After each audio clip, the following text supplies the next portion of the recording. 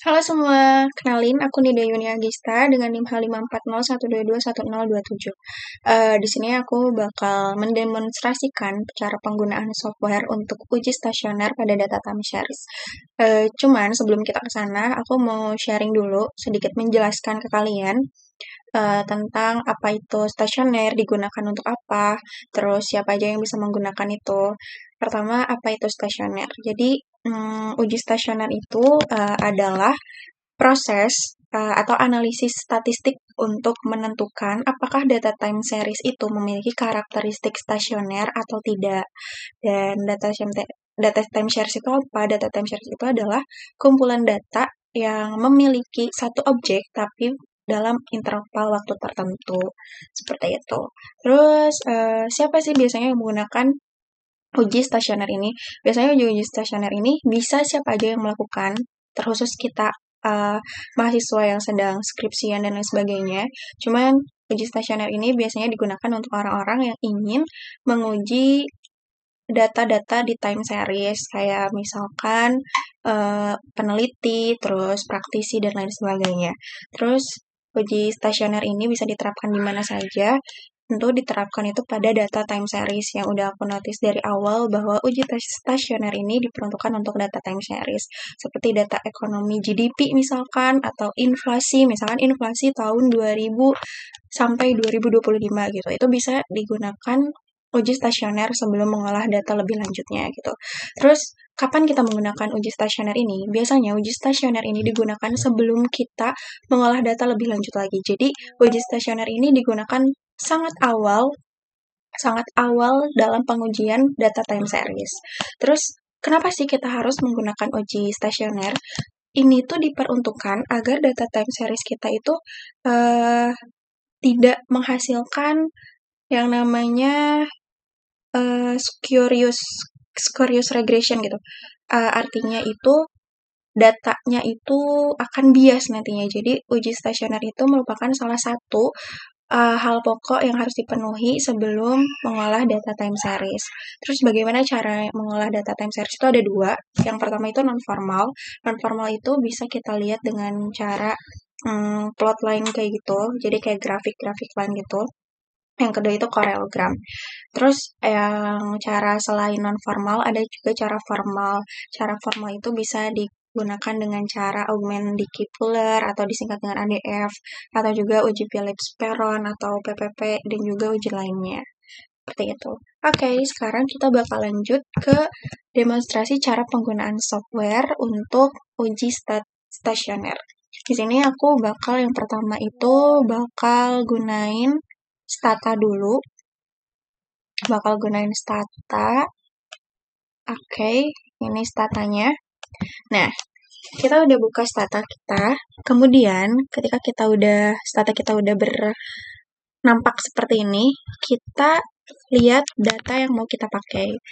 Kebetulan di sini aku menggunakan data pertumbuhan penduduk dari tahun 1972 sampai 2024.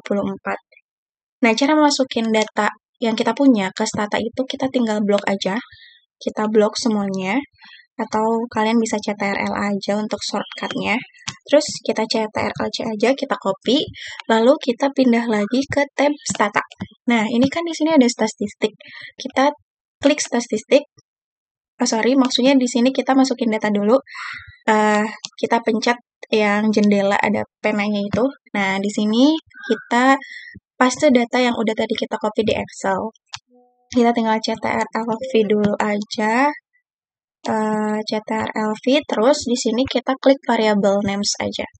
Oke, seperti ini penampakan data yang udah kita salin dari Excel sebelumnya. Kalau misalkan datanya nggak ada yang merah dan ini statusnya udah float, berarti ini udah aman, datanya udah bisa kita olah. Oke, karena datanya udah kita salin ke stata, kita baru olah. Cara olahnya kita test state dulu, kita mengecek variabel kita dulu dengan rumus TSS terus tambahin variabel tahun. Enter. Nah, akan muncul di sini time variabelnya seperti yang udah tadi kita bahas, tahunnya itu dari 1972 sampai 2024. Kemudian deltanya ada 1 unit. Nah, Karena tadi udah aku jelasin bahwa uji stasioner itu bisa diuji dalam dua, dua cara, ada formal dan non formal. Kita sekarang coba dulu uji non formalnya menggunakan grafik. Kita pencet grafik, klik grafik, terus muncul time series graphs. Kita tinggal pilih line plots dulu. Nah, nanti di line plots bakal ada yang namanya plot definition. Karena di sini plot definitionnya masih kosong, kita create dulu. Kita klik create, baru di Y variabelnya kita pilih pertumbuhan penduduk. Nah, pertumbuhan penduduk ini, Y variabel ini sebenarnya menyesuaikan sama variabel yang nantinya bakal kita olah.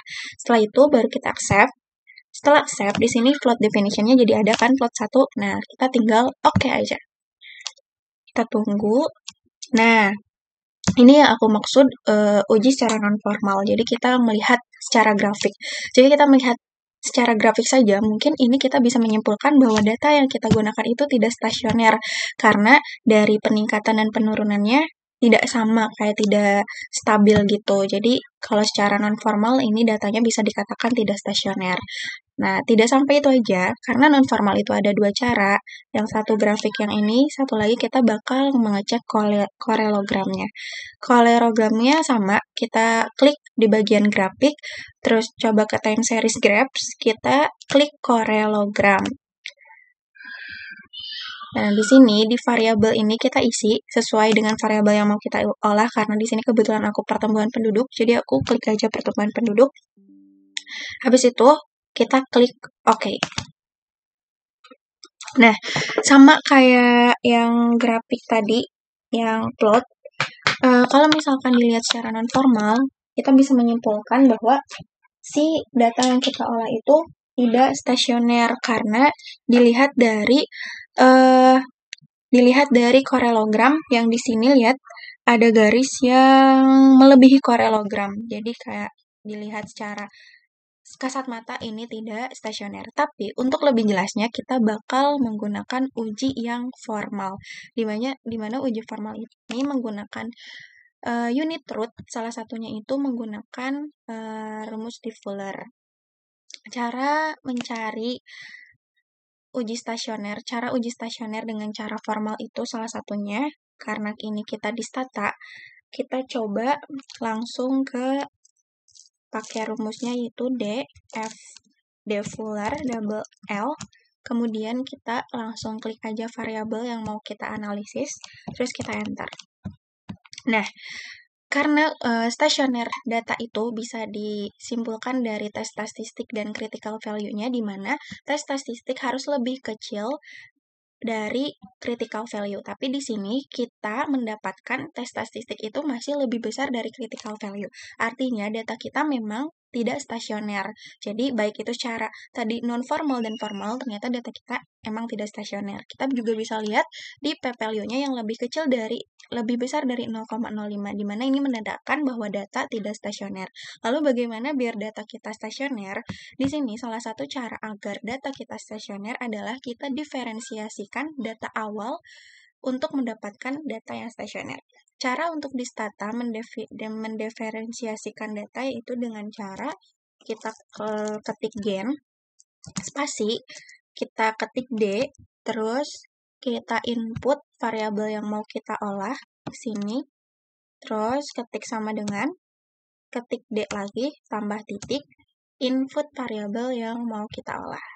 Nah, kalau udah commonnya udah diisi gen D pertumbuhan penduduk sama dengan D titik pertumbuhan penduduk, ini artinya kita akan mendiferensiasikan data awal kita. Kita coba enter.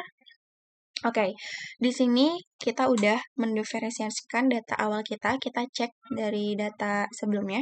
Oke, tadi kan pas awal kita cuman punya pertumbuhan itu cuman satu baris di sini. Nah, setelah didiferensiasikan, ini di sini ada namanya D pertumbuhan penduduk. Ini artinya adalah hasil angka yang sudah didiferensiasikan dari data sebelumnya.